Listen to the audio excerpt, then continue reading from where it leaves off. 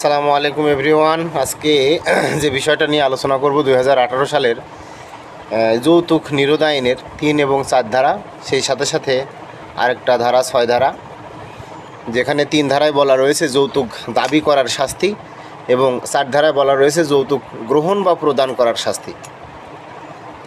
যৌতুক দাবি করার ক্ষেত্রে বলা যায়, যদি সংজ্ঞায় বলা রয়েছে, যদি কোনো পক্ষ কোনো পক্ষের নিকট যৌতুক দাবি করে, সেটা বিয়ের আগে, বিয়ের সময় বা বিয়ের পরে, যে কোনো সময়, তো সেই ক্ষেত্রে শুধু স্ত্রীরাই যে মামলা করতে পারবে স্বামীর বিরুদ্ধে সেরকম না।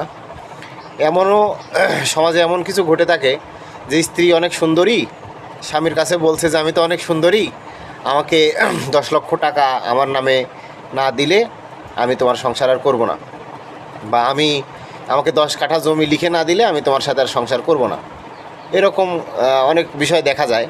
যদি এরকম দাবিও করে, তাহলে স্বামী কিন্তু স্ত্রীর বিরুদ্ধে যৌতুক দাবি করেছে মর্মে বিজ্ঞ আদালতে মামলা করতে পারবে 3 ধারায়, এবং তার সাজা যদি প্রমাণ করতে পারে তাহলে 5 বছর সর্বোচ্চ এবং সর্বনিম্ন 1 বছরের সাজা, সাথে 50,000 টাকা পর্যন্ত জরিমানা হতে পারে।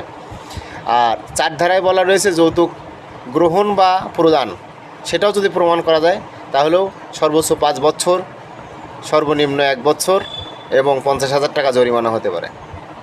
আরেকটা বিষয় খেয়াল রাখবেন, যৌতুক নিরোধ আইনের 6 ধারায় বলা রয়েছে, যদি কোনো পক্ষ কোনো পক্ষের বিরুদ্ধে মিথ্যা মামলা করে, কেউ যদি কারো বিরুদ্ধে যৌতুক নিরোধ আইনে মিথ্যা মামলা করে এবং তা প্রমাণিত হয় যে মামলাটা মিথ্যা ছিল, তাহলে তারও কিন্তু, যে মামলা করেছে তারও কিন্তু 5 বছরের সর্বোচ্চ সাজা হতে পারে, সর্বনিম্ন 1 বছরের সাজা হতে পারে এবং 50,000 টাকা জরিমানা হতে পারে। মিথ্যা মামলা করা থেকে বিরত থাকবেন এবং যৌতুক চাওয়া, যৌতুক নেওয়া এবং দেওয়া সমস্ত কার্যক্রম থেকে বিরত থাকবেন। যৌতুক আসলে একটা ব্যাধি হয়ে দাঁড়িয়েছে আমাদের সমাজে। সবাই সতর্ক থাকবেন, ভালো থাকবেন। আল্লাহ হাফেজ।